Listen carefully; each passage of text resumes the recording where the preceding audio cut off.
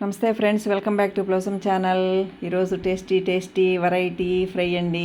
చాలా బాగుంటుంది. ఇది చపాతీకి బాగుంటుంది, అన్నంకి బాగుంటుంది. ఇది ఎలా చేయాలో చూద్దామండి. బీన్స్ వేసాను, ఎగ్స్ వేస్తున్నాను.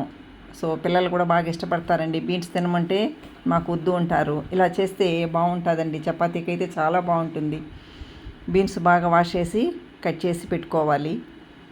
స్టవ్ వెలిగించి పెనం పెట్టుకుని ఆయిల్ వేసుకోవాలండి.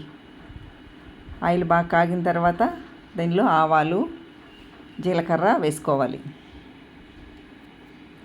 ఇది చాలా ఈజీ ప్రాసెస్ అండి. ఇది బాగా వేగిన తర్వాత కట్ చేసి పెట్టుకున్న ఉల్లిపాయ ముక్కలు, ఉల్లిపాయలు బాగా మంచి కలర్ వచ్చేంత వరకు వేయించుకోవాలి. అప్పుడే టేస్ట్ బాగుంటుందండి.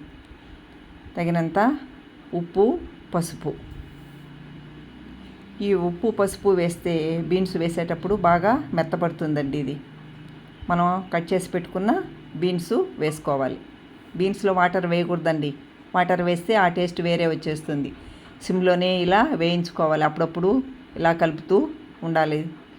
ఇలా మూత పెట్టి ఉంచామనుకోండి, ఉప్పు పసుపు వేసాము కాబట్టి దానిలో నుంచి వాటర్ వస్తుంది కాబట్టి అది మెత్తగా ఉడుకుతుంది. ఉడికిన తర్వాత ఎగ్స్ 4 వేసుకున్నాను. ఈ ఎగ్స్ బాగా ఇలా కలపాలి.